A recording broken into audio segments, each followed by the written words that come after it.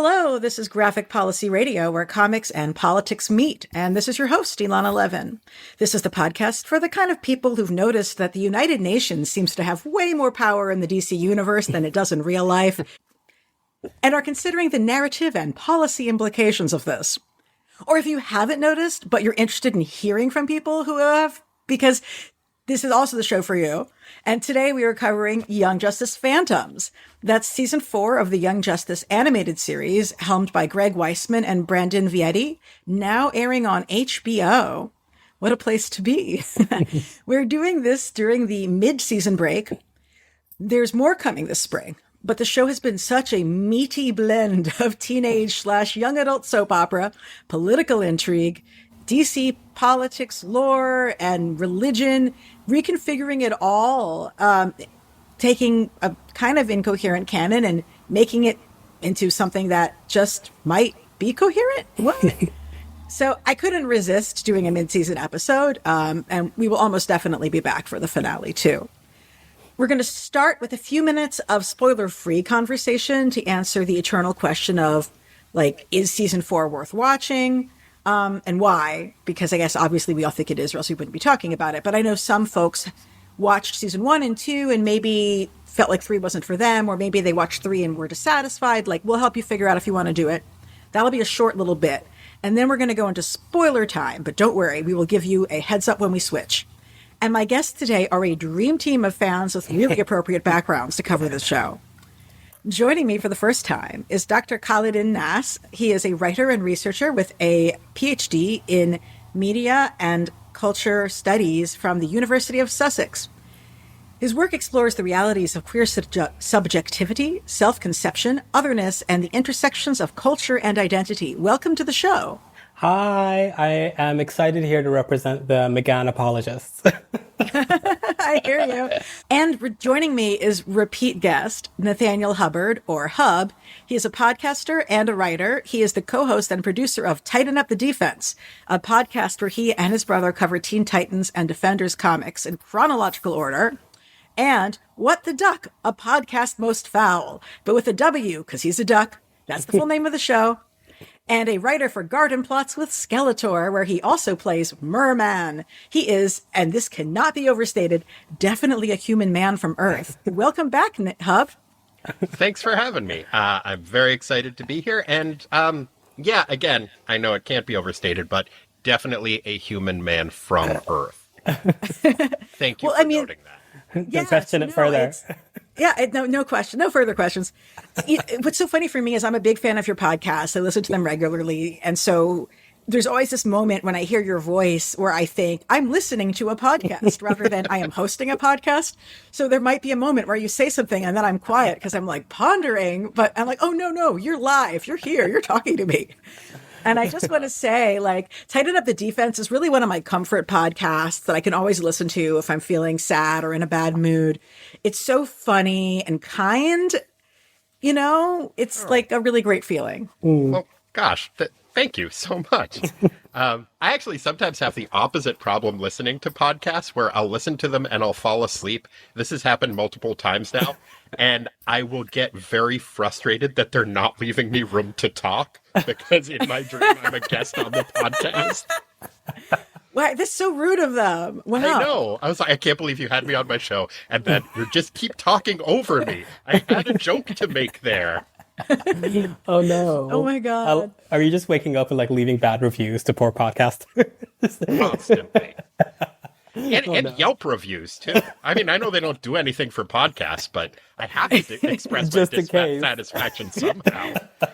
Well, Khalid first came to my attention because he was a guest on Cerebrocast to talk about the mutant known as Sand, Soraya Kadir, now called Congregation. Mm-hmm. And it was a great episode. And with his particular background, I was like, yes, please do the show. And then thankfully, he actually does watch this show. So, and this year, I've had a personal vendetta because there's a character that's named after me. I'm like, how dare you? You've stolen my life, and I will be filing a lawsuit against DC Comics.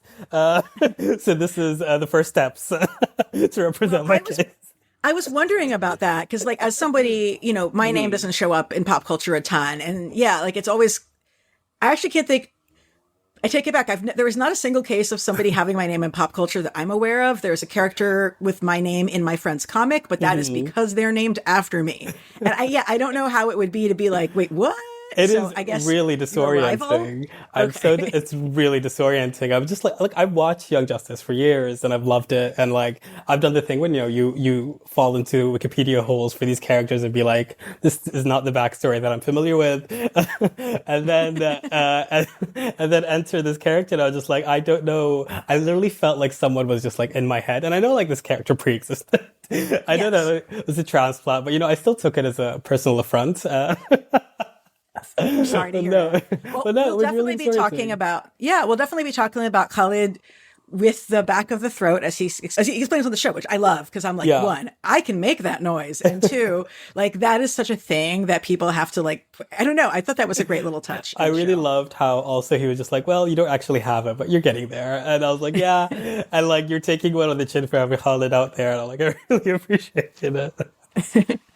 Well, for our spoiler-free part of the show, obviously I'm a really big fan of season 4, but I was also a big fan of season 3. Continue to be kind of mystified by the fans of the original series who don't like the subsequent ones, because I really think this is a show that has grown up with the viewers. I mean, obviously most people like it or else it wouldn't be getting renewed. But I don't know if you guys have any thoughts about season 4 and how it works, and maybe overall like why people should be checking it out. I'm honestly still kind of reserving judgment on season 4. Like, there's a lot of it that I really like. I think more than previous seasons, though, it really depends on how they end up sticking the landing with the second half of the season. The structure is so different in terms of it being more of an anthology almost, which makes sense given some of the source material that they're using to kind of, not really necessarily source material, but the storylines that they're using as jumping off points which divulge from them. I definitely think it's worth watching, but there's so much about it that is really different than previous seasons. I don't know how people are going to react to it. And also I have difficulty putting myself in the position of somebody who liked the first 2 seasons and didn't like the third one, because I really did like the third one. But, I think you bring up a key thing, which is, like this basically is having a series of individual arcs. Each is a couple episodes long. And I'm sure, and they are already clearly interrelated to each other to an extent, but not like deeply. It seems like, the beginning of the season was all about the M'arzz subplot. And then after that, it went into the Croc sisters drama and League of Shadows stuff. And then it went into the magic powers, Zatanna and Friends crew. And then I'm assuming the future one will have something to do with Rocket because she is in the promotional image. And I hope she's not just there to be diversity. I'm excited for Rocket. Yeah, to finally get a spotlight. I mean, sorry to interject, but I think, maybe I'm coming at it from a different perspective, because I think season 3 in particular, I have, I guess, complex feelings about. In general, like a large part of my affection is off of riding the wave of how excited I was just for it to be back. And how much I just, in essence, just love the show. But I really had some weird feelings around the character of Halo. Yes, please share. Specifically, like her presentation and all the violence associated with her, the fact that she was in the guise of a Muslim character, but at the same time isn't a Muslim character, and we're only sort of getting around to exploring that aspect, that possible aspect of this new Halo that we know, now. But excuse me, I just thought that was handled a bit awkwardly, and that really tainted my feelings on that season as a whole. But at the same time, I really appreciate, there are certain things about the show that I always appreciate, the fact that it's not afraid to just go there, not just in terms of like the darkness of the storyline, but in like taking its audience really seriously, and their ability to, be able to handle the subject matter and handle the subject matter to be addressed in a slightly off-kilter way. I just think that, I don't know, I feel like this season in particular I'm a big fan of, because I feel like there's a bit of an element of them settling into a groove of what they want the show to be now. And also maybe just like recapturing, I don't want to say their old voice, but like, yeah, just settling into the groove of it, you know, finding their footing in it. And I do also like appreciate that note you made about the structure of this season, particularly because I think a lot, I mean, from the reactions that I remember from outsiders, some of the negative sentiment around it was that they felt like it felt a bit loose. And, you know, there was the certain element that they missed about sort of that not world character building narrative that was kind of disjointed because we were introduced to these new characters and told to feel for them. And it feels like, I don't know, there's something slightly more organic about the way that it's being done. It feels, yeah, that there's a slight corrective energy about this season that I appreciate. For me, you know, I'm pretty sure I was an adult when the first series came out, and this was not my introduction to DC characters at all. And so I've always been like, ooh, let's see who they bring in next, rather than being like deeply committed to the specific characters that we've had before, which is not to say that there aren't specific questions I have about where is so-and-so, which we will be getting into in a little bit. But I feel like the fact that I'm not like an XYZ person stan or something like that helps me be a little bit more like, okay, well, like, let's just bring in all these people and like see where they are and like get into their characters, and then we can move to another one. And I'm just excited for all these different appearances. And the show is really continuing to do that, to just expand the cast. It's a fucking huge cast. Yeah. Yeah. Yeah, that's one of the things that I actually really appreciate the show that I really appreciate about the show. And I think as a comic book reader, it is easier to maybe adjust to the idea of it just throws you in the middle and doesn't over-explain a lot of things. And it's like, leaves you to be like, okay, well, this must have happened off screen. Okay. And it's a really familiar feeling of like, if you pick up an X-Men comic in the 90s, just being like, well, who the hell are all these people? Well, I'll just go with it until I catch up. And that's actually something that was a little bit more difficult for me about this season, was it took a little while to adjust to, and it's something that I feel like shouldn't work, but it does. There is such an emphasis in this season on telling rather than showing. Oh, yeah. Like, there is so much exposition. There are whole sequences where it's just like one character giving a PowerPoint presentation to another character in a pocket dimension. And that stuff seems like, I was like, everything about like being a writer, like it's just like, no, you shouldn't do that. But I like this. Yes. It only occurred to me upon my second rewatch that they were doing that to save money, right? It's that old Hanna-Barbera or anime used to do this technique of like having a reduced amount of animation so that you have a panel and there's only a couple of moving objects in it, or maybe only the light or the color of the light is changing and people are narrating over it. I mean, and part of why you don't really mind is the voice acting performances are so fucking good. Yeah. Good God, they're good. And in the end, I would rather have a show in which the individual frames are beautiful to look at and there are fewer frames than a show where, like, why is that guy's eyeballs not filled in and, like, her hair is plopped on her head? Like, what is that? And there's more panels. I will say, like, you mentioning that Hanna-Barbera, like, it's funny, that was the thing that I thought. I was just recently watching that episode of, spoiler, of episode 4. Okay, let's officially go into spoilers from now. I think folks probably have enough information. Huge spoiler on its way in just 1 second. Okay, Spoilers good. from now on. Go Connor dies. Okay, there we go. Well, okay, so that episode where he dies and we have McGann in that wedding altar just crying, just those final seconds, that like the idea of like that Hanna-Barbera of like really, and it just made connected in my mind that I think the reason why I don't mind them telling rather than showing is that I feel like they make a concerted effort to try and make all those sort of just telling to also be character moments, which I think is really important to the show, that it always goes back to who this character is. You always know who you're dealing with, what their motivations are, or you know that that's something that the show is reaching towards. So it feels like, I feel like I'm being given a PowerPoint presentation, but it's at least involving.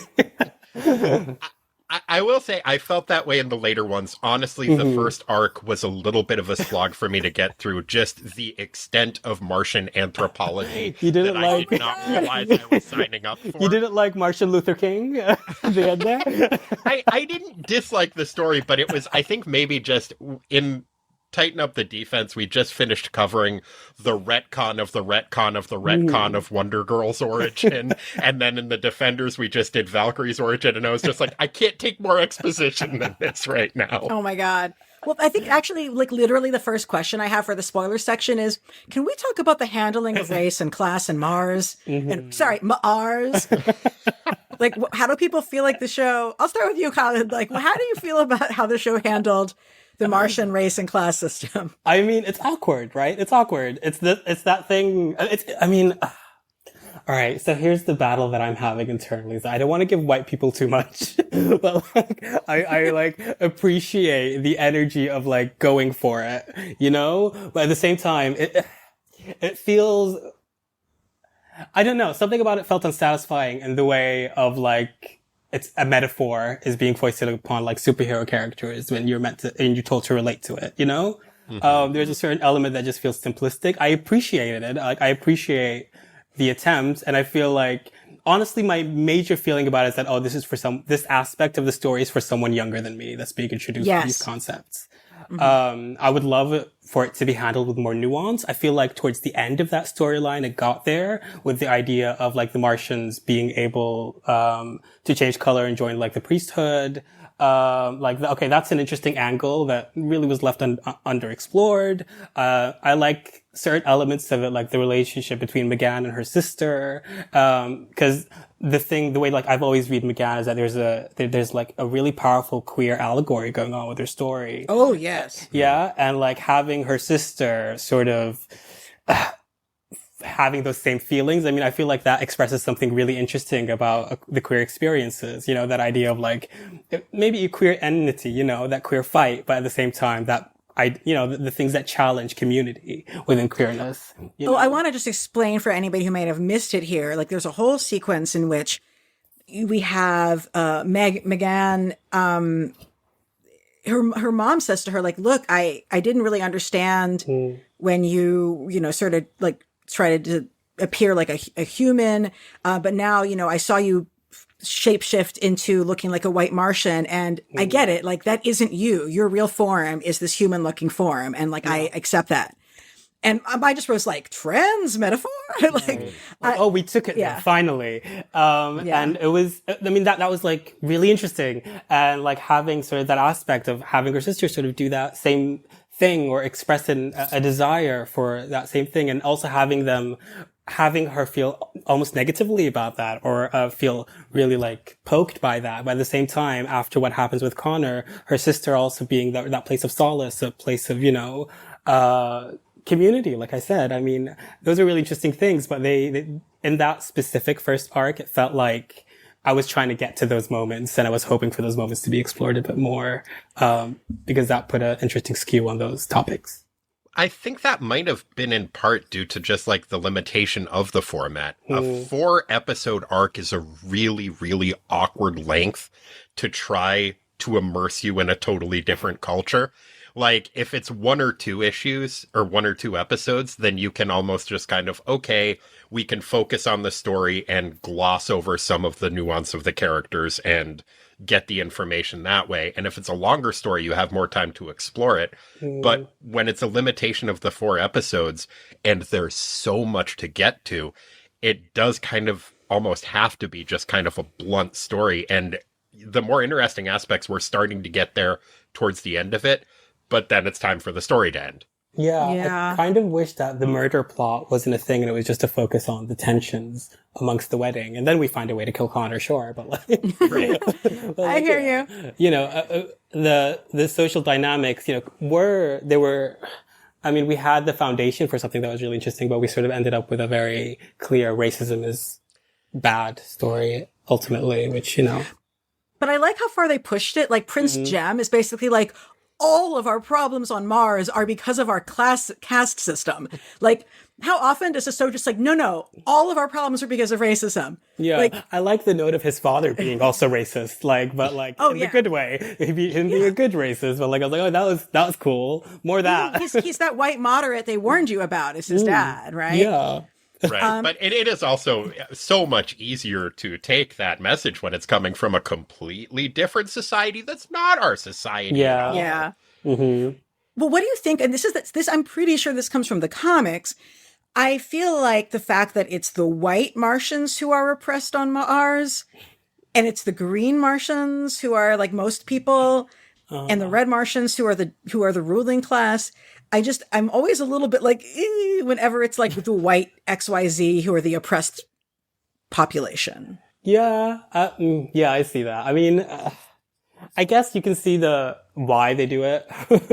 If you want to rip it away from like the possible white supremacy in general. Yeah. You can say like, okay, so we have our association with purity, with goodness. So it would make sense to put them as like, if we, our conception or public conception of aliens is like green or yellow, green or white, right? Yeah. So, it makes sense if that's how you want to do it. But like, I get what you're saying. It does feel a bit awkward, I really appreciated I was really impressed by what the show did in M'arzz in terms of building a fully fleshed out religion and like cultural practices in a really short period of time. And having it not feel like just, this is a straight up parallel of an Earth thing. You're not like, oh, that's a space Catholic. Like, it's not, it's a new thing. That was pretty impressive, I thought. Yeah, we do have space atheists too, which is cool. Yes, we do. I like her sister's like, look, I'm a space atheist. By the way, guys, for people who didn't pick up on it, her sister, who is a scientist, as played by the voice actress who plays Princess Bubblegum in Adventure Time, who is also a scientist. So I just think that she's just going to play all scientist women from now on. And they better be lesbians or else. Yes. Yes. Writing a letter. We want our money back. Wait, are there cartoon characters who aren't lesbians? No. I will be taking no further questions now. Okay, I guess, it's, I mean, like McGann, like that is like, that's she's sort of doing a trans, narrative, even though, of course, we like, when humans talk about, when transphobic people are like, oh, what? So you could be transgender? Does that mean you could be trans race or trans species? Like, no, this is not the same as that at all, because humans and Martians are both people. They're people. And animals are not people. And it's just like, I don't know. So I feel like it would have been easy for the show to kind of be offensive in that way, but it feels like it has such a light touch in it that, I mean, look, I'm not trans, but I haven't seen any trans people be like, what the fuck was that? Or anything, So, yeah. Yeah. But yeah, M'arzz definitely was extremely claustrophobic to the point where near the end of the M'arzz stuff, we both were like, I kind of hope this is over soon just because it feels so claustrophobic. But I also feel like the characters are like, we kind of wish this was over soon. Because like the entire time, like everybody is just having a terrible time. There's no sky. Oh, poor Beast Boy. I mean, I think Beast Boy's main thing is like, he starts the season dealing with burnout, and he's just like goes from burnout to getting worse and worse in every way. I mean, Hub, how do you feel about, we have a Beast Boy here who was not the worst Titan. I know. It was confusing to me. I throughout really Young Justice, I've been like, well, why isn't he an obnoxious, sexist dipshit that I hate? That's not Beast Boy. But I like this Beast Boy so much. And there's a lot that's going on with him in this season that I kind of enjoyed, but I am so wary of where they are going with it, because I frankly like the idea of them exploring his depression and grief and trauma to the extent that they are, but I feel like there's going to be a switcheroo where it's like, oh, it turns out that was actually Chameleon Boy the whole time.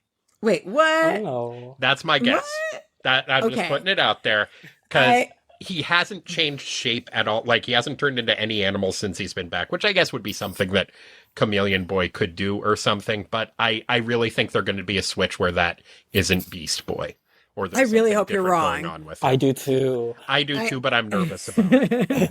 Well, I mean, I would just say, like, I feel like, I really appreciate it being a really down to earth depiction of a character spiraling out from depression, like doing all the things that is exactly what people do in real life about depression. And I always say, like, the voice actor who plays him, he is so fucking obnoxious, but in a way that is so accurate. Like, you could not replace him because he's just like, I don't want to say like, it's not like Zac Efron. I don't know. Like, he sounds like a boy who would be in like High School Musical. He's like a Bieber vibe. Yeah, exactly. Exactly. It's a Bieber vibe. And like, that is exactly the voice that like a teen idol character should have, which, you know, you have a moment of being like, he's saying these really sad things, but he sounds like he's about to be like, I love you, girl. But like, it's so good. It's so good. I really like Beast. I've now I'm scared about Beast Boy's story arc. I'm sorry. Maybe that's just me and I'm being paranoid, but I'm like, I want it to be that he really is acting that way. But when there is like the Legion of Superheroes aspect is brought into it, and you do have one of them is a shape changer.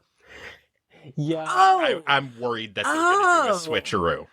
Oh God, I didn't even see. This is where your knowledge of the Legion really does come in, because like I saw the Legion ring at the end of season 3, and I'm like, okay, I know what that is, but I know basically nothing about the Legion of Superheroes other than who. It was also at the start of episode 1, wasn't it? Like at the premiere episode of this season, we saw the ring again while they were flying off to Mars. Or am I making that up? We've seen them around. I mean, they're lurking around. They're like monitoring the timeline or something. They're definitely involved in some way. But you know, God, you might be right. And just like that, he hasn't interacted with with anyone else since he's gotten back. I don't know. And how did he get back before everyone else did? Yeah. No, I refuse this conspiracy theory. Stop it.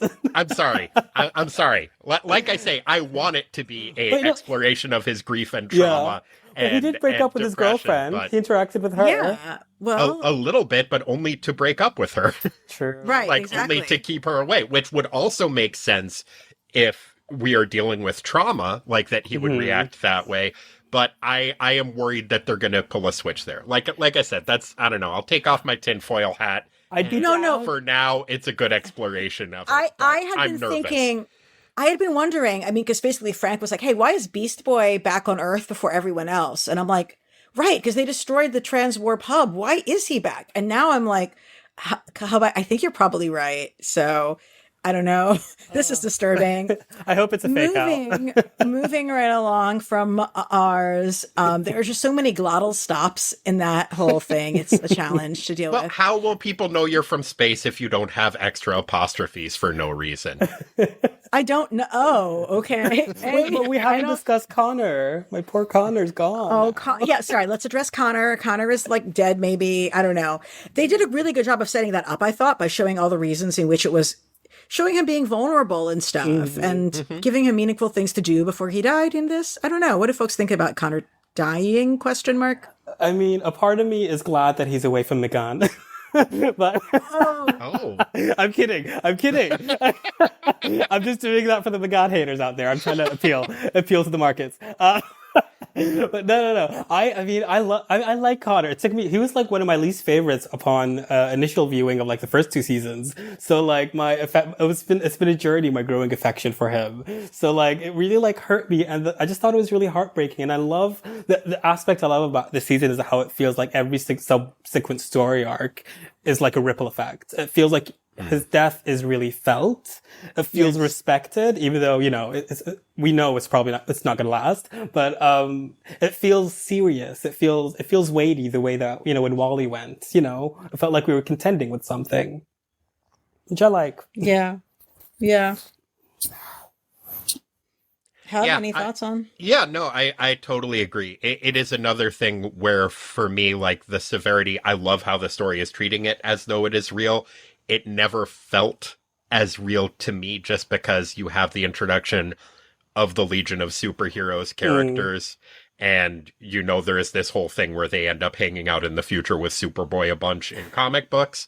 And so there's part of it that's like, well, that's clearly what's going on. But that is one of the things that this series has done so well, really from the start, is acknowledge superhero fans' expectations and then subvert them in terms of existing storylines. And that is something that definitely continues in this arc. It has one of my favorite, I don't know, one of the things that the series has done since the start. Like, the first season seems like it was basically made for a target audience of me specifically, in terms of it is taking characters from Peter David and Todd Knox' Young Justice and plugging them into Teen Titans stories from the 60s in a way that I just love. But then the second season takes a story arc that I'm, like almost everyone else, not a huge fan of, the invasion storyline, and made me like it more than that initial series, which I had really liked. And in this, and then you get that with The Outsiders. One of my favorite aspects of that was taking the mantle of traitor off of Terra and putting it on Brienne. I think that made so much more sense, and it really subverted expectations of that character and was really interesting. And then in this season, you get some indications that they're going to do something else with it later on with Mary Marvel, with the countdown to Final Crisis. I think that's what they're going for with her. Yeah. But you also get the subversion of the Killing Joke, and giving that story arc actual meaning in a way that it hadn't. Like, it's taken what I think of as an incredibly flawed storyline and fixing some of the worst aspects of it and giving agency to Barbara Gordon. And I love what it did there. I will so, if I could just add, on that Killing Joke, I also feel like it was also responding to the movie, in terms of like trying to give agency to Barbara this go around and like develop that story. DC made a movie of Killing Joke. For folks who don't know what we're talking about, Killing Joke is the comic in which, Barbara, it's Alan Moore and Brian Boland, yes. In which we actually, like, Barbara Gordon gets paralyzed by the Joker, and it's complete fridging, and nobody gives a fuck about her or her agency, and it's all about Batman. And it's really frustrating. And then they went and they made a movie of it without kind of updating it to address any of the feminist critique that has happened with the book. And I'm like, and they made it worse. Yeah, they like made it worse. Fangirl of like Bruce Wayne and like just put them in a sexual relationship, and it's just so like gross. A whole lot of mess. Yeah. And like, so now instead we get a new story for how Batgirl became Oracle and became paralyzed. Then in which it's one where she has agency and is being like a hero in it and saving a young woman. So from her phantoms. I really liked that, and I liked how it did that, and I liked how it takes this existing storyline that is in the mind of people already, I think, and switches it and fixes it in a lot of ways. And I thought that was really interesting. I also do really quickly want to plug, because I just reread it, my friend Osvaldo Oyola on his page, The Middle Spaces, did an article about the queer subtext in A Killing Joke, and it's really good. Oh, that's so great. He is a fucking genius critic. He's been on my show once, and folks should definitely read anything he puts out. So thank you for letting me know that one came. I do want to talk a little bit more about the Croc sisters story arc here. It felt like a bit of a relief to get back to Earth and deal with like things happening underneath the sky that was not red. I've always found Artemis and Jade's relationship to be interesting. I feel like Sportsmaster as a character, like, I feel like he could have a little, not nuance to make him a more sympathetic. I have no interest in that whatsoever, but nuance in terms of his original motivations. Like, I kind of want to know, like, why he's such a piece of shit, which again, not to forgive him because there's no excuse, but just, I don't know. It's just sort of, it's like, I'm a piece of shit because I'm a piece of shit. Like, okie doke. But this really fleshed out some of their backstory of the sisters' relationship with each other, showing why she was motivated to take such risks to try to save Orphan. God, I hate that alias for Cassandra Cain, and, why she's taking a gamble on whether or not Vandal Savage's daughter, spoiler, no, of course she's not the traitor, or Onyx, a young woman we've never heard or seen before, is the traitor from the League of Shadows. I'm like, Onyx is the real one, guys. I don't know how this is a debate. Like, And Onyx is great. I love her. Yeah. I love her, like Anarchy Queen. I love her. What do you think about that moment where she's like explaining her origin on Infinity Island, and she's like saying her grandpa, who was, basically a golden age superhero, the Amazing Man. She's like, he was always more Booker T than Malcolm X, and I just couldn't deal with that. So I left him when I was 11. I'm like, not when you're 15, because that feels like 15. That does not feel like 11. That was the moment that I added her to my mood board. I was like, yes, queen. I love you. Precocious. I was like, okay, I need a 3-episode arc, 4-episode arc about that backstory. I mean, that sounds so cool. Just like, yeah, I really love that character. And just speaking about the story arc in general, I was glad that we got some time with Artemis, because it felt like we just don't know what she's been up to, or her mental space as much. Well, or maybe I just wanted to get more of that. And I really love the exploration with her sister. What I love about that story is that it really is interested in like, paralleling Cheshire and Artemis, and also with their parents, because like you were saying, Taskmaster was saying, hey, I'm a piece of shit, but also their mother also always has that narrative, was like, hey, I was also really horrible, and having that idea of that fear that Cheshire of like becoming like her father, when in essence what she's doing is becoming like her mother who thought that the best option was to back away, but then went on to regret that, and seeing that but then seeing Artemis being the person who in a way parallels their father a bit more in terms of like, literally now she's leading kids, and she spent some time guiding children, being a taskmaster herself, but finding a better way to do it. And, them trying to like, enable a way for them to like see each other in a real way, and in a way like develop the relationship that their parents never were able to, in terms of like being two human beings. I love that. I love that story arc. It felt like it had a lot of heart in it, It felt like that was one that, they really wanted to get out there. And yeah, I really I think that I love Zatanna, and I love the kids, but I think maybe that is what I'm walking away with, like being the arc that I remember from this season. For now.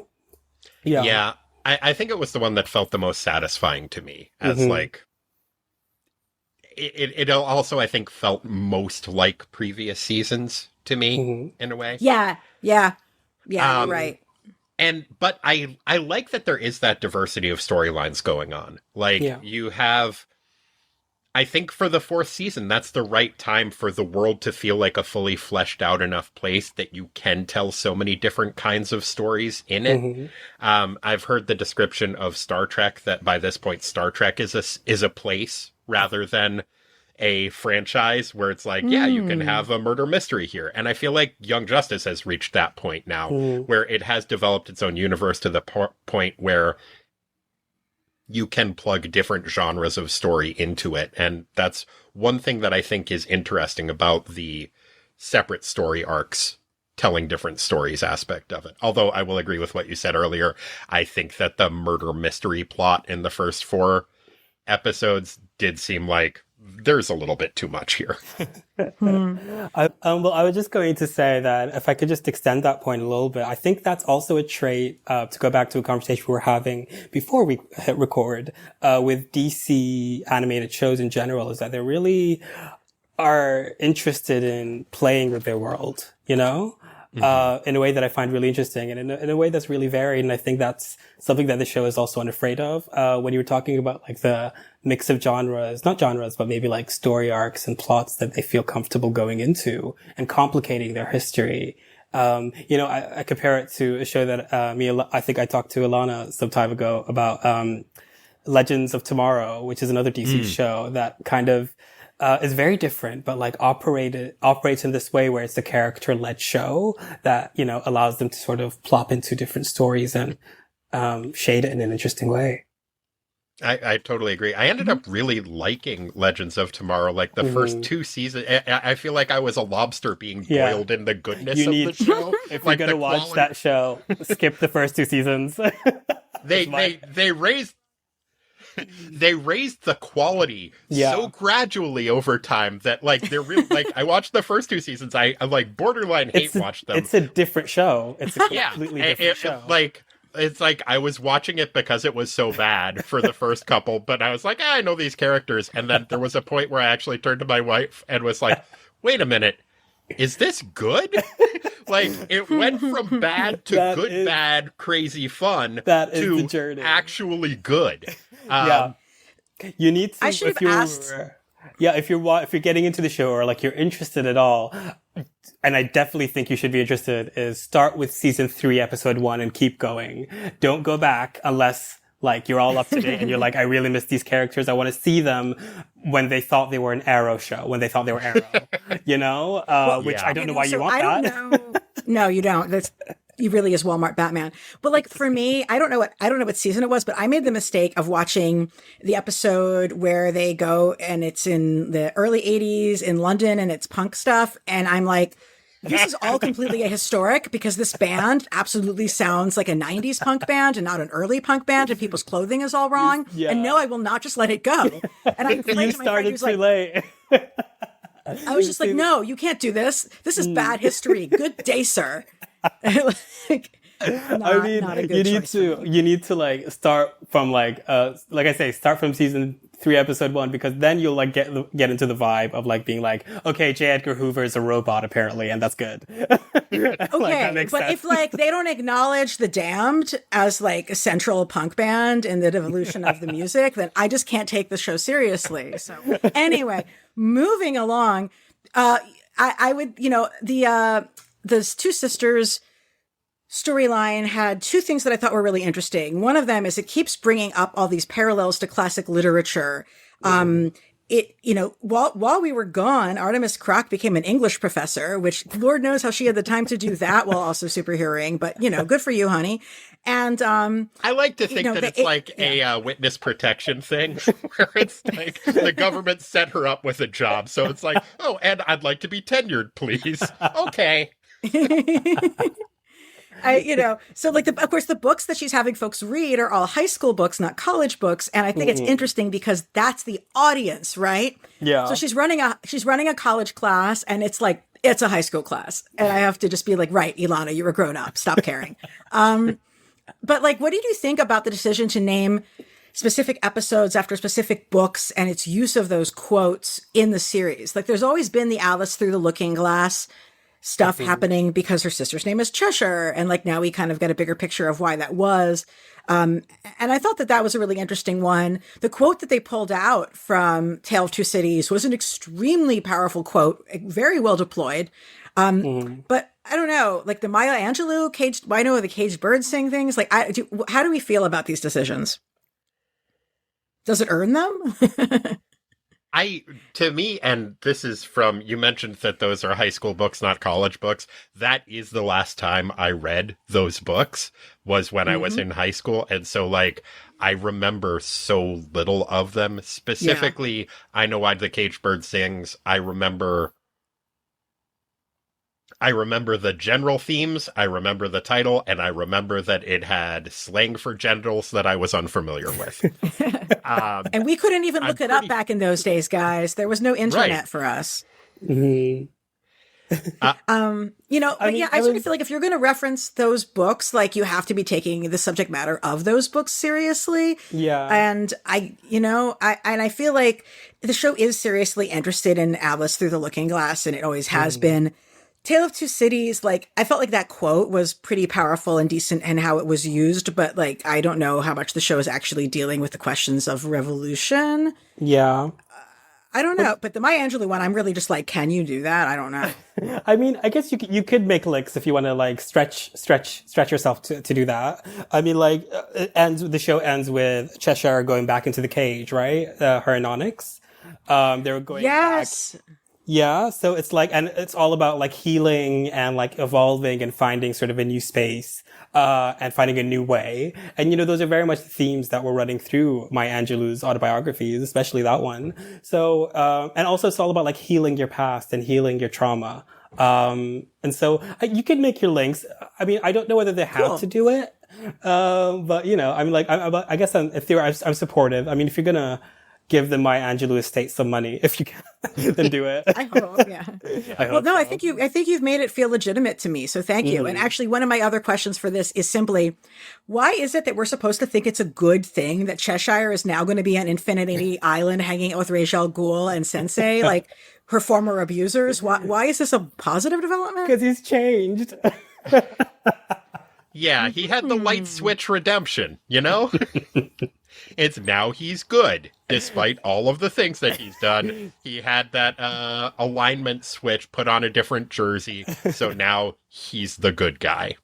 And, you know, I'm sure that there's nothing at all sinister about Jason Todd just hanging around there in a mask, completely concealing his identity, basically never saying any words, and carrying a child that may or may not be his dad's. And did we see Talia with that baby at the end? Oh yeah, no, that baby is Damien. The only question is Batman his dad or is Jason Todd his dad? Ooh. I mean, that Batman in this world, you could tell he's a bit of a freak. It's his kid. That is his child. I will say I did like that they turned Black Spider into just evil Spider-Man. So good. That was really fun. And they cast a voice actor who plays Spider-Man on other shows to be the voice actor for him. I didn't catch that. Yes, I Googled it this time because I was like, he really sounds like a Spider-Man. No, he's a Spider-Man, yes. What a fun character. God. And Rictus is fucking terrifying. I'd never seen her before. Yes, she's a she in the show. I checked. I also had not figured that, which is pretty cool. But that's a recent villain, and she is like recent to the comics, and she is fucking terrifying. I also like Shade. I just like Shade just being creepy in the corner and just like popping people out enough. I do too, and it made me very happy when he turned like when he turned neutral. I guess, at the end. Yeah, he went freelance. Right. Yeah, just like it's like, oh yeah, I should reread those Starman comics. I want him to get like him and the Wizard should just go around being anti-heroes from now on. That would be cool. Oh, totally. No, I love how in the show, and I think that comics should do this. Like, I'm always a sucker for when. I'm not a sucker for when, you know, villains become good guys, but I'm a sucker for when a villain can like put it aside for a minute to deal with like, I have to save the world. That's where I keep all my stuff. Yeah. I prefer when the villains also are like, I will save the world. I'm also going to steal this ruby, but I am going to fight off the alien invasion. The Emma Frost solution. We love it. Yeah, exactly. Like, we're just going to do both of these things, and that's fine. And I feel like Wizard they don't show you Wizard also stole some jewels, but like, I just hope he did also steal some jewels while saving the Earth. I hope so too. I hope he like, I don't know, bonked a couple of like heroes in the head before he did.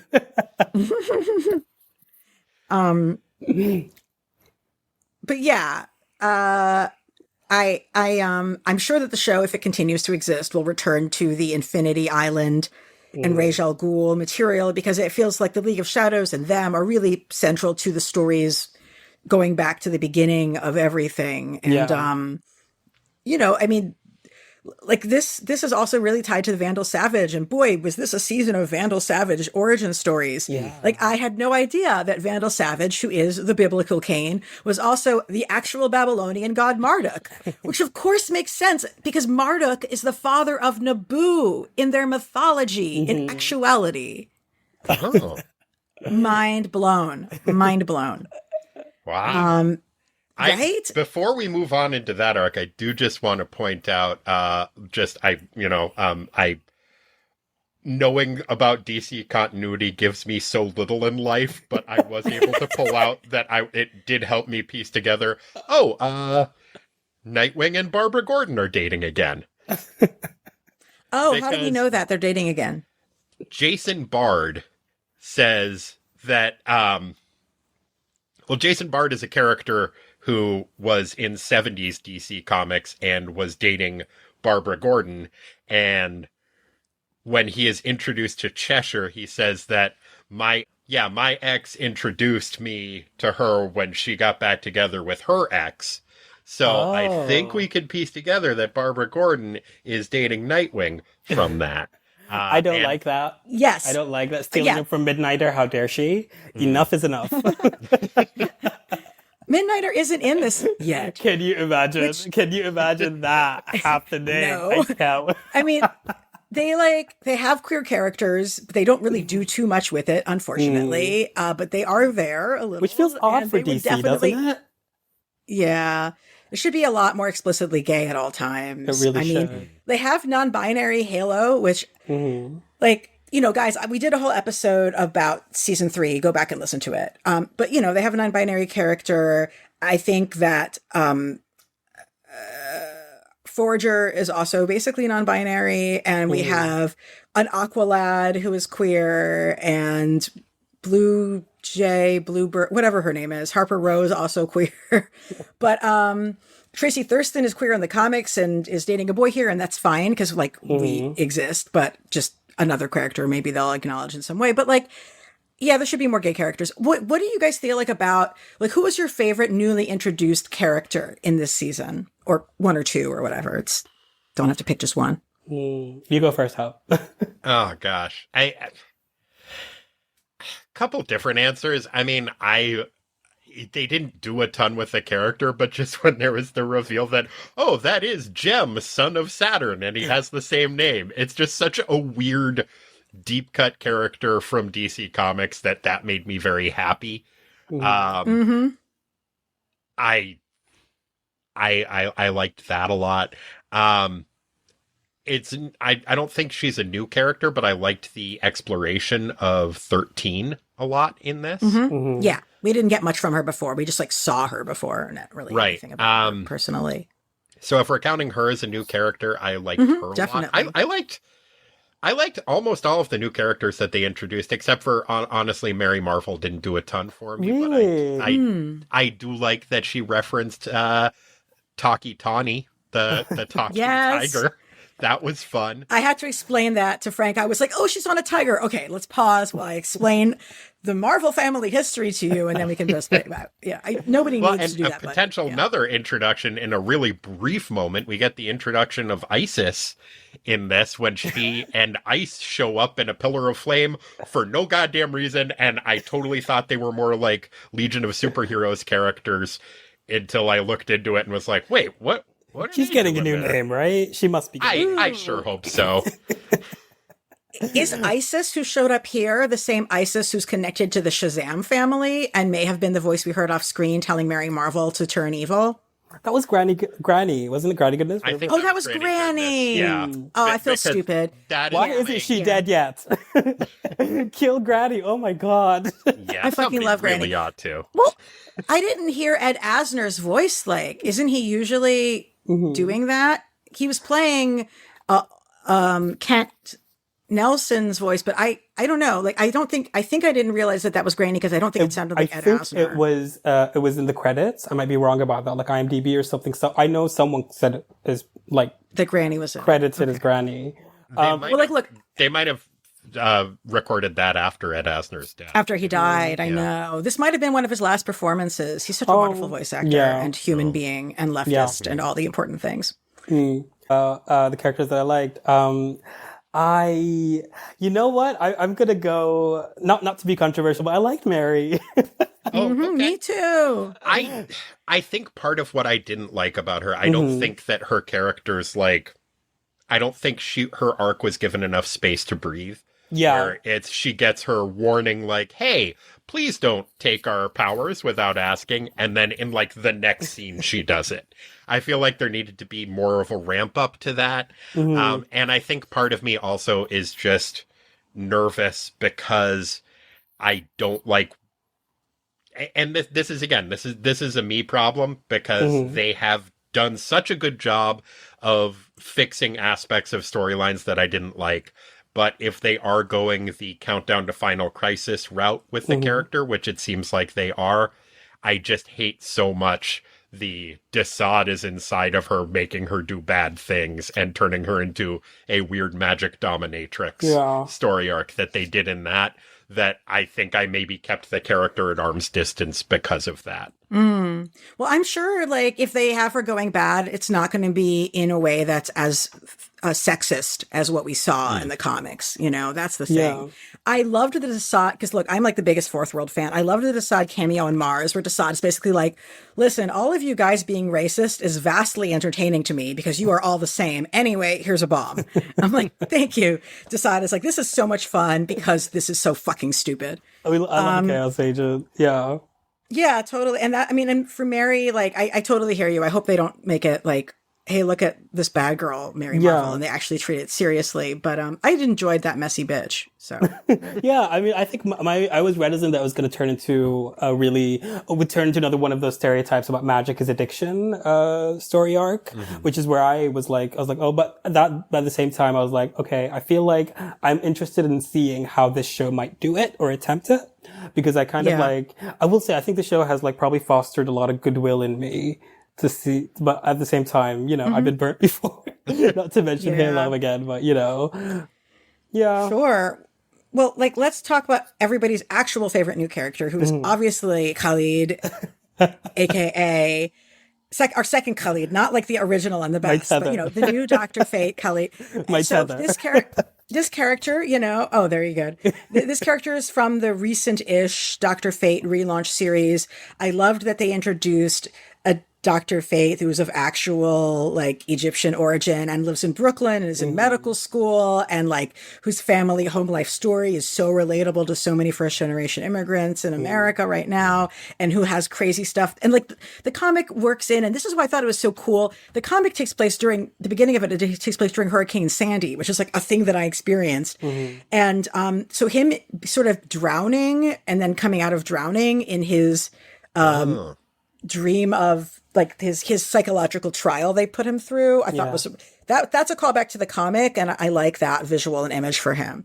I don't know, like how much does everybody love, I'm sorry, not you, Khalid, but the other one, and his introduction as a character. You go first, Huff.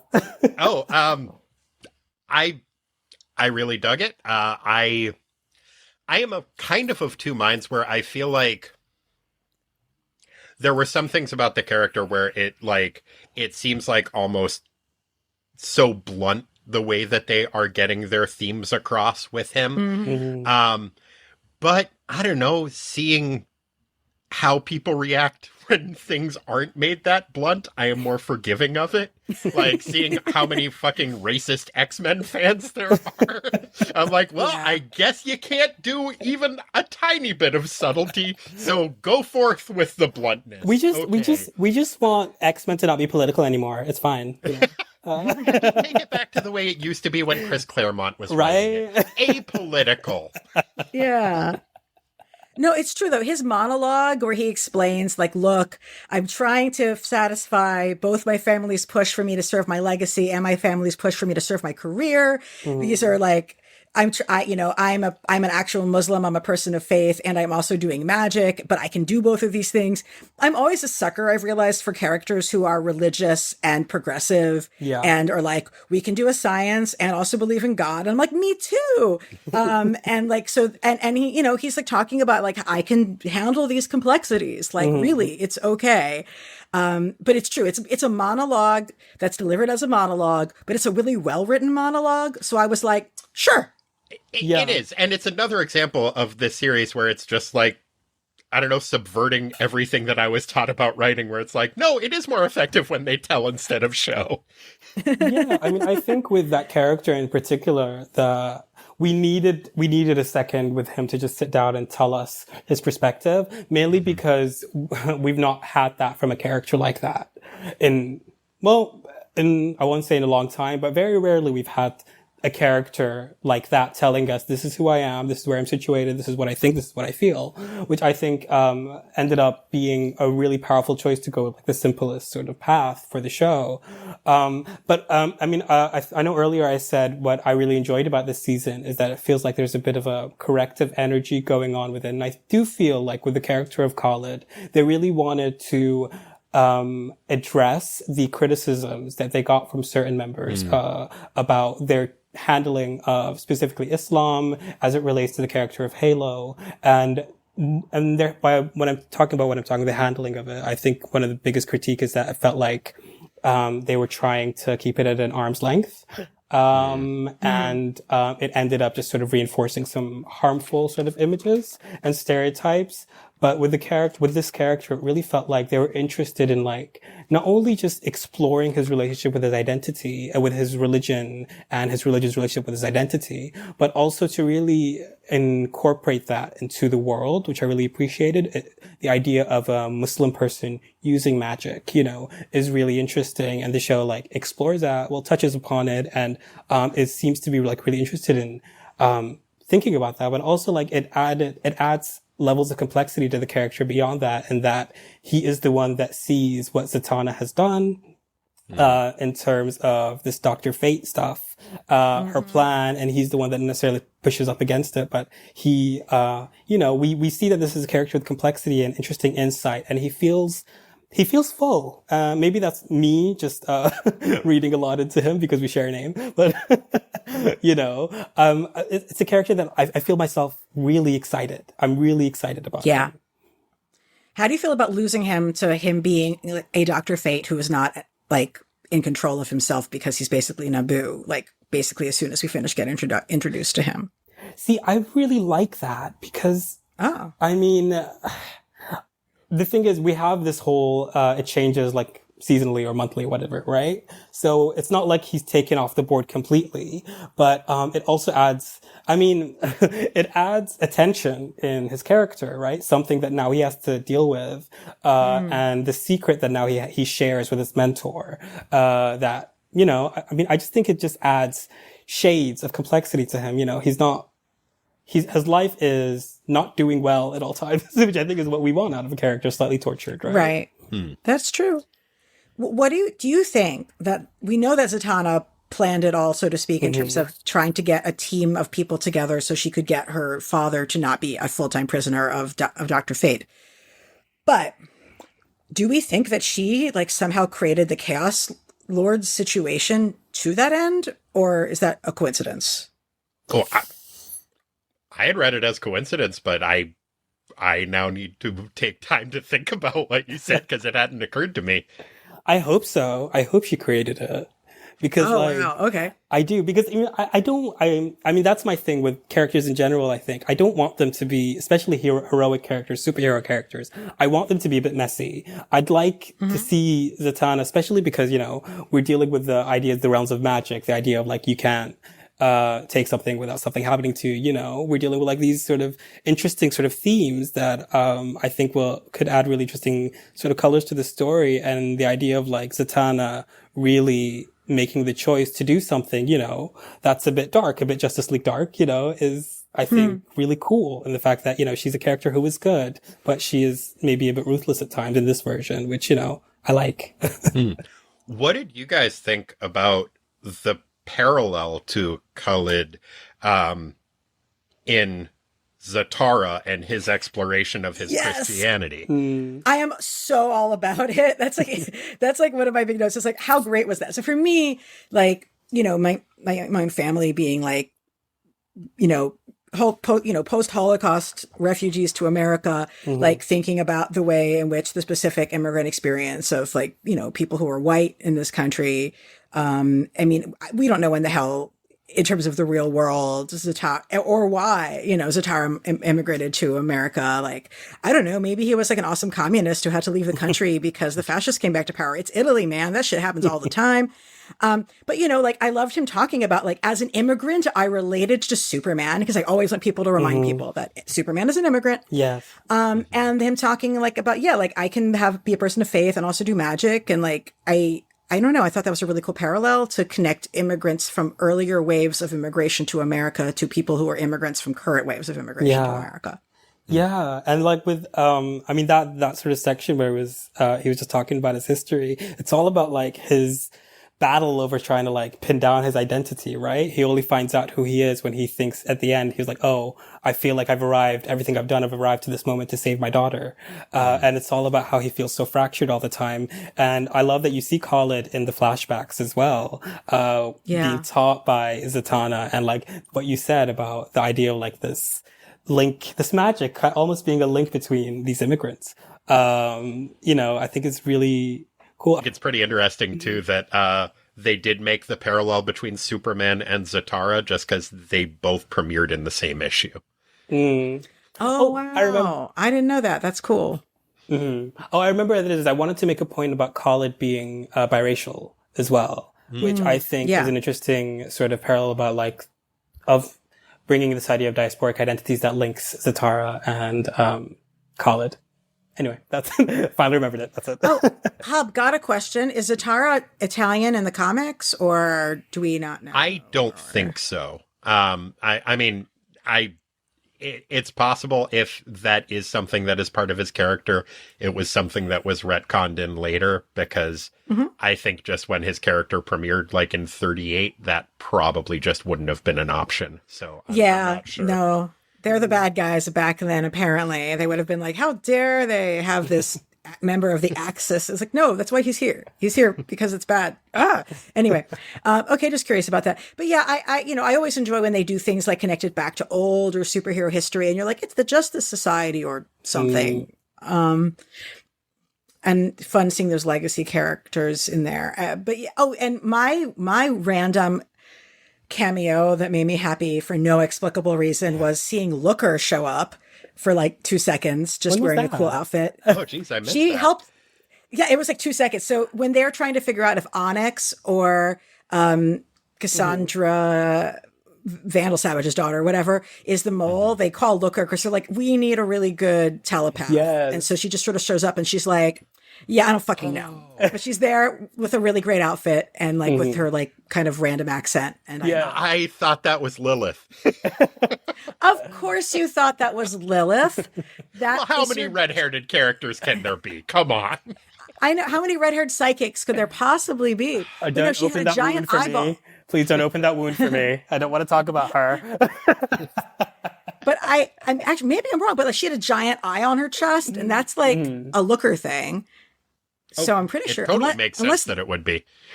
Okay. Also, shout out to Madame Xanadu. Yeah. Oh, Madame Xanadu was so great. She's like, okay, please pay me now. Thank you. She's a lot of fun. Yeah.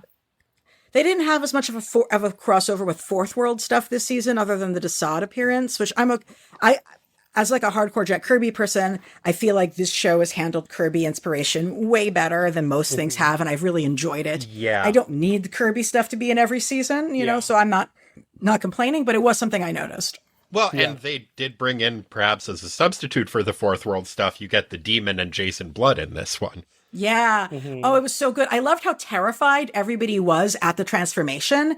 Like they don't always show you like, they're like, they talk about like the demon is a cannon and you can't decide where he fires, but just the physical body horror and everybody responding with appropriate levels of horror to this transformation, I thought was really powerful. Yeah, he's almost always in the animation, at least, treated as like a comic relief type character. And I think this really changed that, and I appreciated it. Yeah. And they did a good job with the Kirby design, which is truly one of the best Kirby designs. And there's so many Kirby designs that exist. But yeah, I loved how we talked to Mary Marvel and he was like, you have a powerful being inside you. Sniff, sniff, sniff. Well, anyway, it's just some good foreshadowing in there. And they kept the rhyming speech, which I love. I think they kept the rhyming speech. I don't think it was always, but they did have him say at least a couple of rhymes. Okay. I might be wrong about that, but I think you're right. It wasn't consistent, but it was in there. More rhymes. That's our main note. More rhymes from the demon.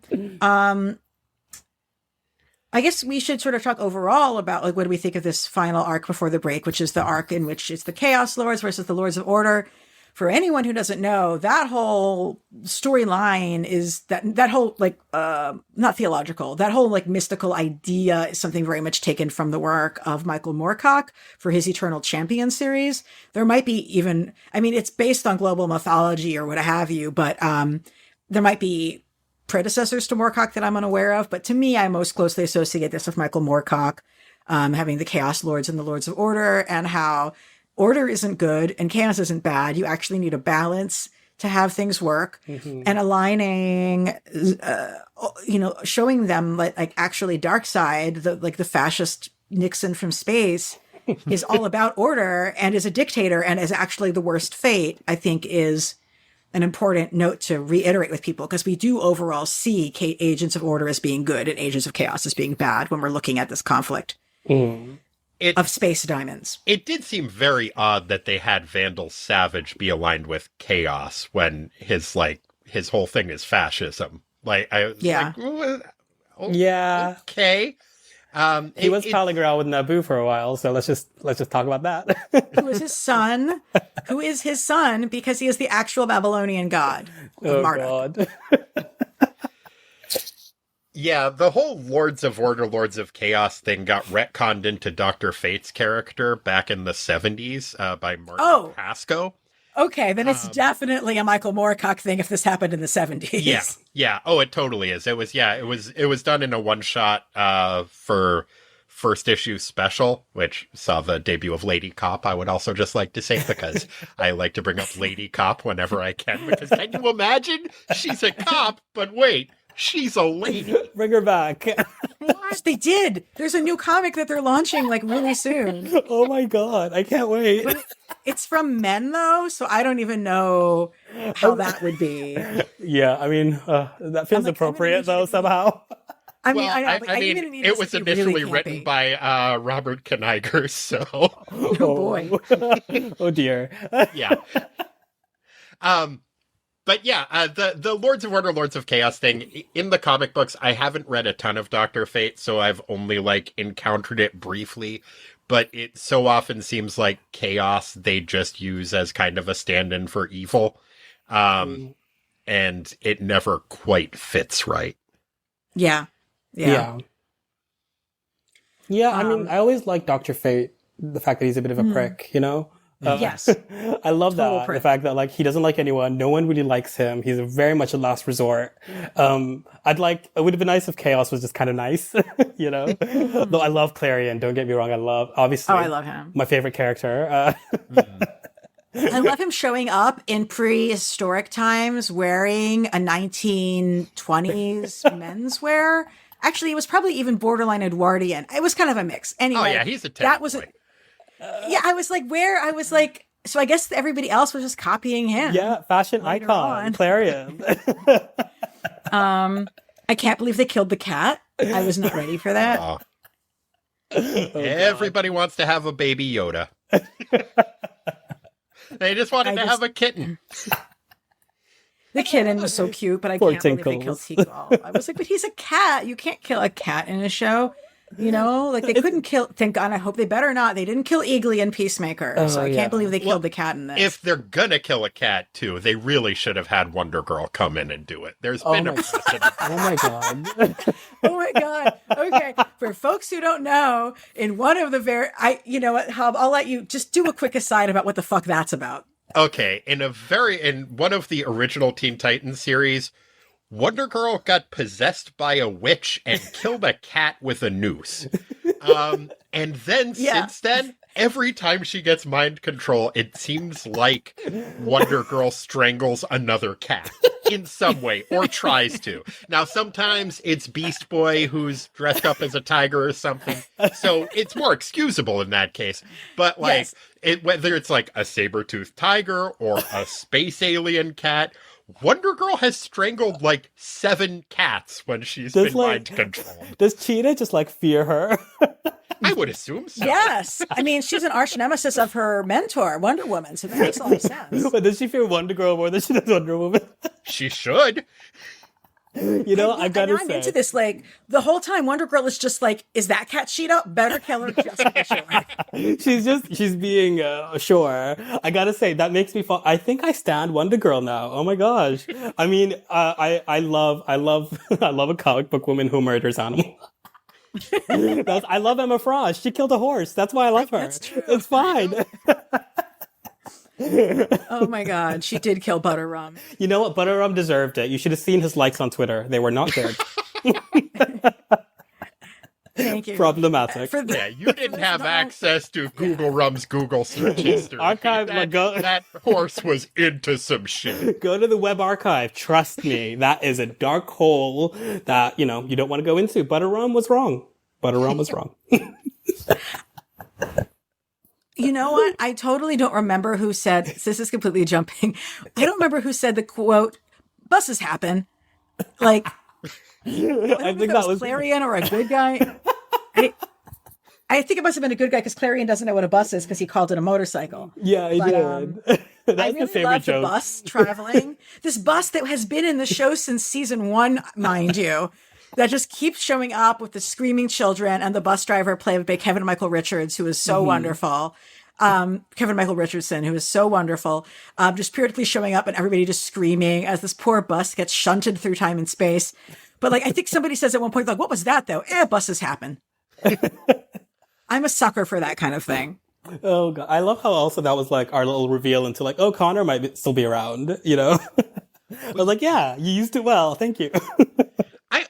So do you guys think it was just a one-off joke that the bus driver was like, no, you were in the Justice Society? It's like, no, Justice League. Are they setting up more backstory for the bus? Is there like bus time travel or alternate dimension bus stuff? Or is that just a joke about Dr. Fate being in the Justice Society? I mean, at this point, I think everything is a scene. I don't know what they're doing, but they're doing something. Any thoughts about how wonderful the bus is and how traumatized those children were?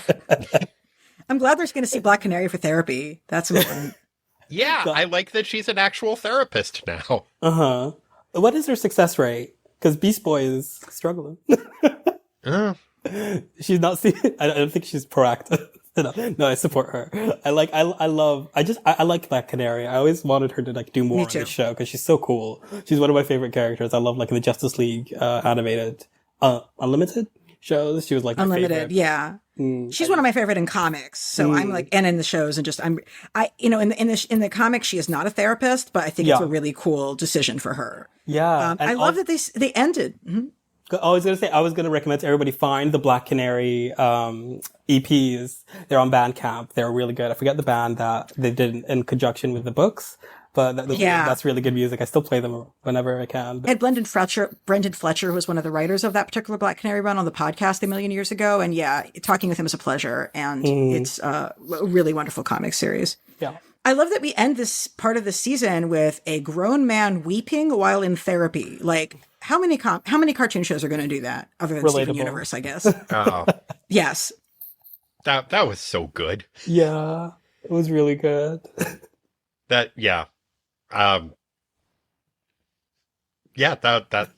all I got on that. That was one of my favorite parts of the show. Honestly. I'm glad someone's getting therapy, honestly. Who's really needs it is like the entire Kent family, and I doubt that they're getting it. Yeah, I mean, also like that episode where Superman was telling that kid, was it John?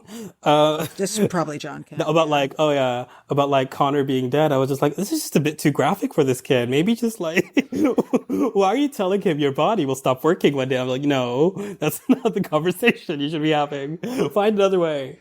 Yeah, just sit him down, make him watch the Mr. Hooper episode of Sesame Street. Yeah, there you go. He got so graphic. He's like, there are body parts that will stop working one day.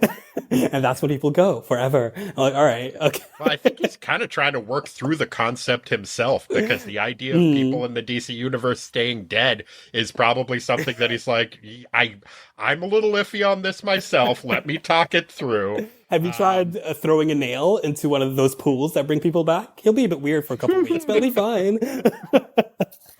Oh my God, for real. I don't know. I like that this show has always had a Superman who is quite flawed in very believable ways. Especially with Connor. But this show had some serious, like, like the horrible, like, exhibit, the bodies where political prisoners from China are embalmed in fluids and displayed for the gawking eyes of Americans. And through exhibits. I mean, like, they really did an art installation out of the body of the security guard that the child murdered. And that was like way gorier than anything I expected to see on the show. Yeah. But quite graphic and interesting. Yeah. Yeah, no, child was horrifying. Like, yes. Little blonde children who are smart and evil are always terrifying. I'm glad there was only one of her so that she couldn't speak in unison. Children speaking in unison is just terrifying. I don't know how music teachers do it. But yeah, no, that character was chilling. And yeah, the flaw thing and its weird little smiley face. Ugh. Mm. Yeah, good job making something really scary, you know? I feel like the show always hits it when it comes to the magic plots. Like they seem like that's a good space for them. And you know, I've like been eager for a Zatanna episode since when did the show start? She was one of my favorite characters. She's the one like I was most familiar with. So I'm really glad that it feels like she's getting a spotlight. I'm really excited for Rocket. I'm really excited for Rocket.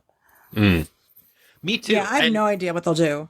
I will say that is one of the things, like in the opening segment, like most of the characters that they show, first of all, not crazy about the new intro. But when they do the focus on the characters that are in it, I'm like, well, we see like 3 of them. Is this like a George R.R. Martin thing? Like, are we going to get the second book is just going to be a focus on them? Because the second half of the season never coming. As I think when I read almost any work of fiction, I'm just consumed with the thought, well, where's Aqualad? Thank you. Which actually brings me to an important question. What's Aqualad up to, probably?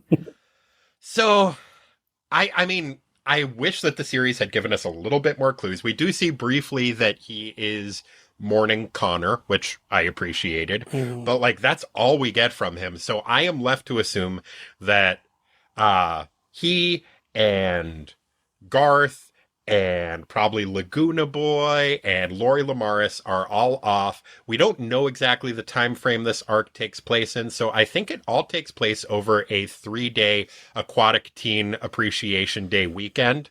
And they're just having a really nice underwater barbecue, hanging out and trying to celebrate their aquatic teen heritage.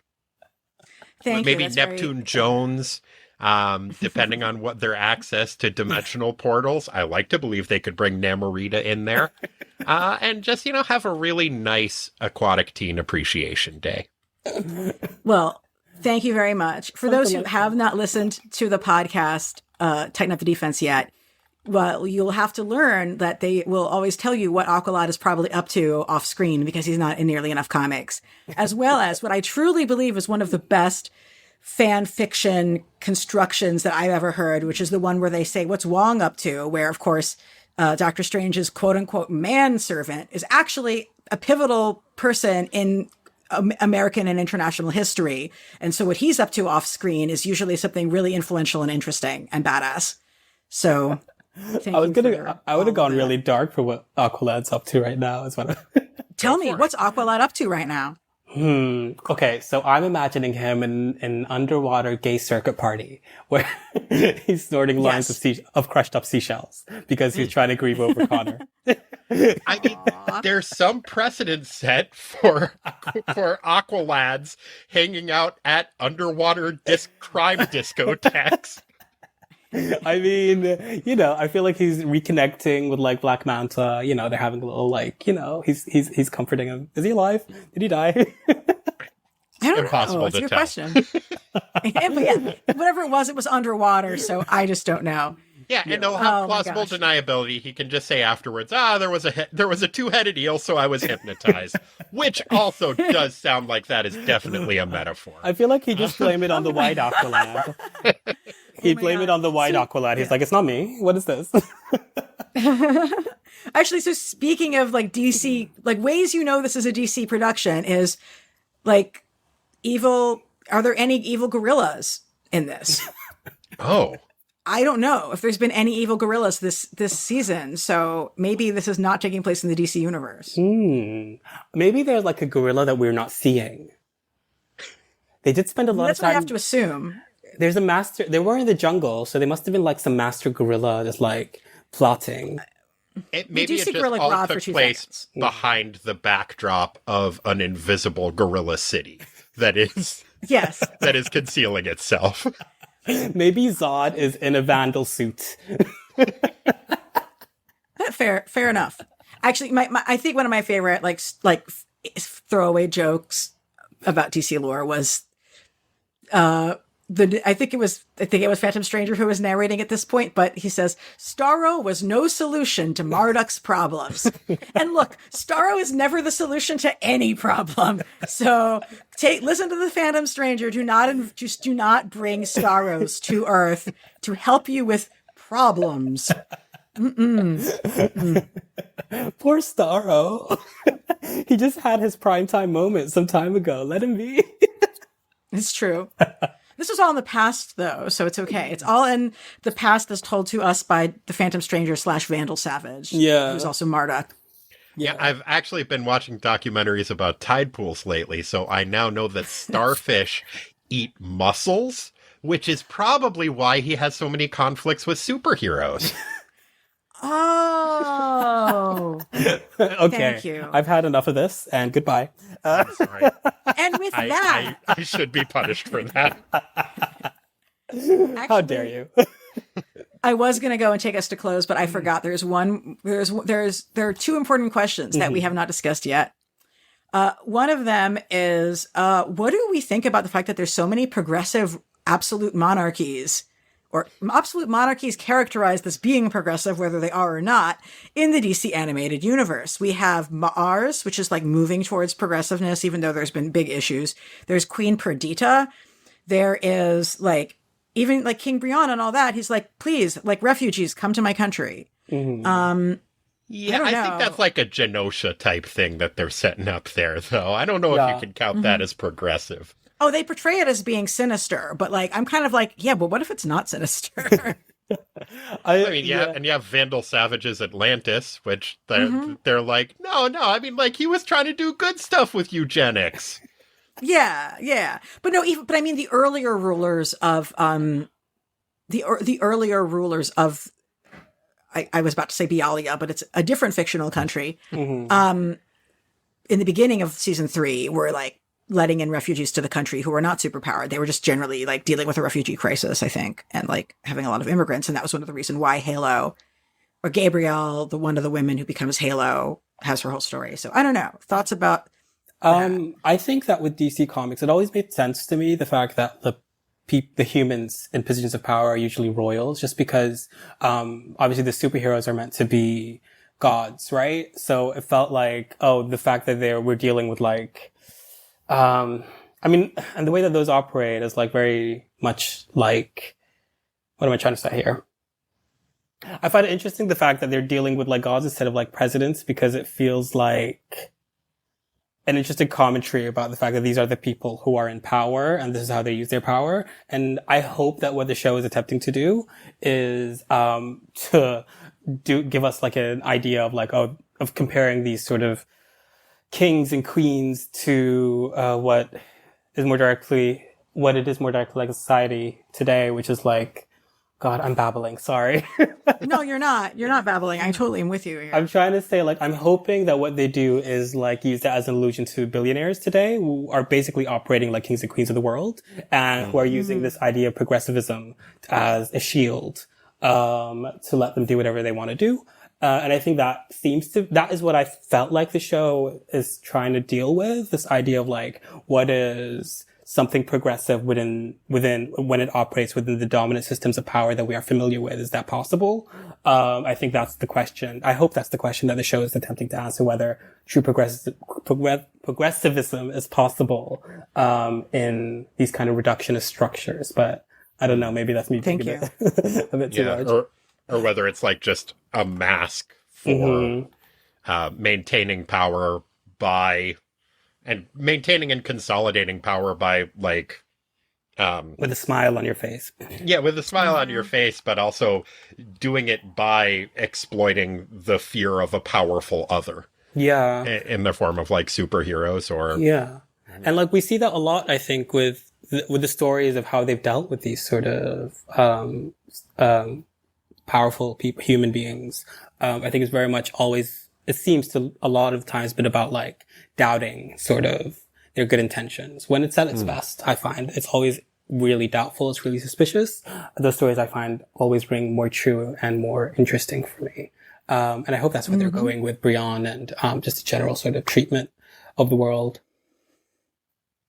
Yeah, I feel like hopefully the fact that all the freedoms that can be so easily dialed back in M'arzz makes people be like, no, you really can't have a progressive ruler. That's just not a thing. Yeah. Yeah. I don't know.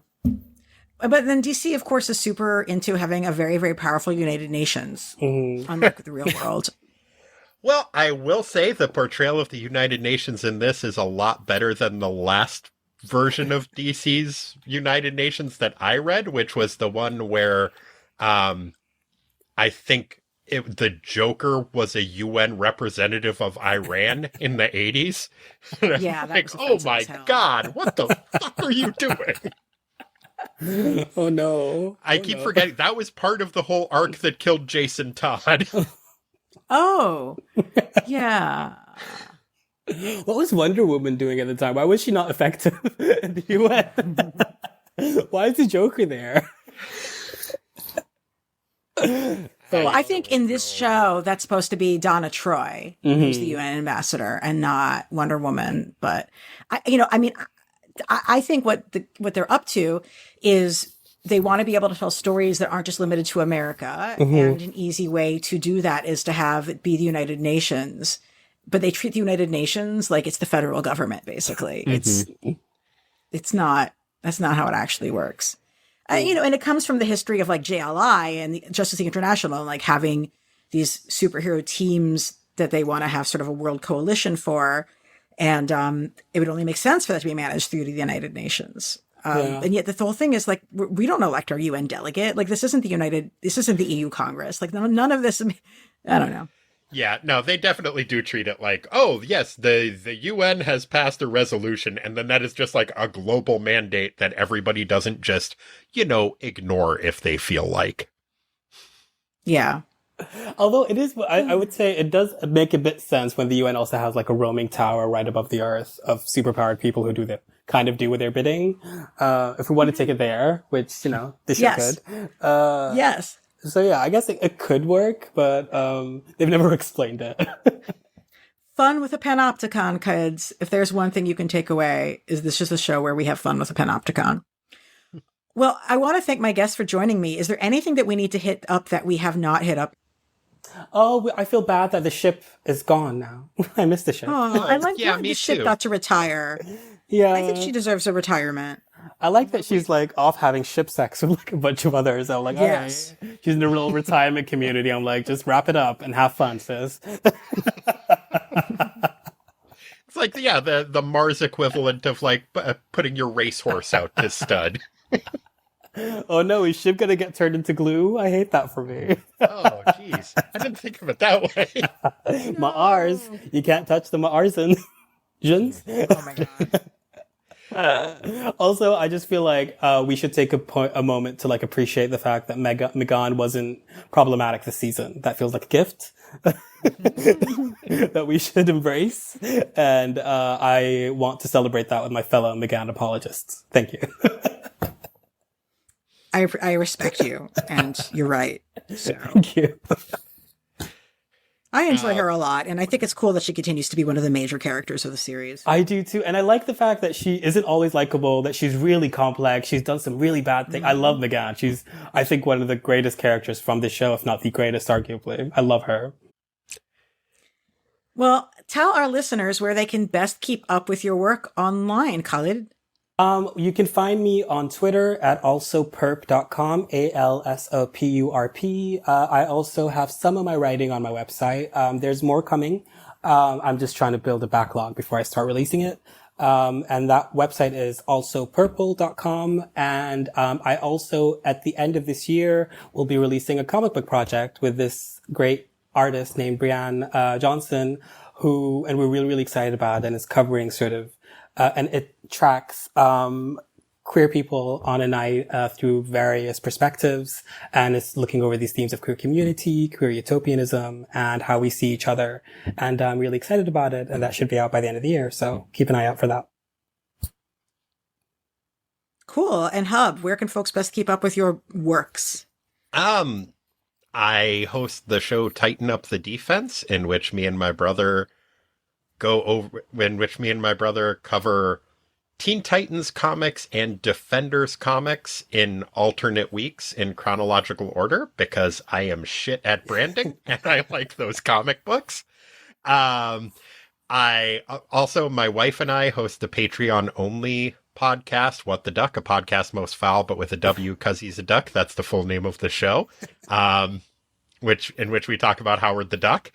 And I am a writer for Garden Plots with Skeletor, in which Skeletor dispenses gardening advice. I was a fan of the show before I started being a writer for it, and it's a lot of fun. It is about gardening advice in part, but it's also about all kinds of other stuff like friendship and overthrowing Eternia and found family. And yeah, you should listen to it. Down with Eternia. That sounds fabulous. I'm ready. And I like gardening. Yes. And as for me, I am on Twitter a little bit too much at ELANA_Brooklyn. That's Ilana_Brooklyn. Stay tuned because we will have a Peacemaker episode with some really exciting guests. Exciting. And of course, yes, you know, one of them. And we will be having, more coverage of comics and stuff like that. And we will be back to talk about the finale of season 4 when that happens. And perhaps you boys will join me. I'd love to. I would be delighted to. Thank you so much for having me. I love getting to talk to you and Hup. It was a wonderful time, and it was great to meet you, Khalid, and you too. Yeah, I'm excited to binge all of your podcasts. Oh shucks! Please don't. I will do. Your brain. I literally have Tying Up the Defenses open on my podcast app right now, and I'm like, let me just. Do you remember the episode where you admonish? Where you first begin to admonish the Black Knight for being a fucking racist? Because that is one of my favorite. Ooh, give us a rag. Gosh, I can't remember what, it was the one where we talked about Defenders number, I can't remember if it's 3 or 4, but it was Valkyrie's debut as a Defender. Yeah. But yeah, he decided, he lets you know he's a good guy by saying that the best place in the world to be is fighting in the Crusades. What's wrong with that, pup? Huh? What? That is anti-religious, and I don't like you for that. Terribly sorry. And with that, as we like to say on the show, keep it geeky.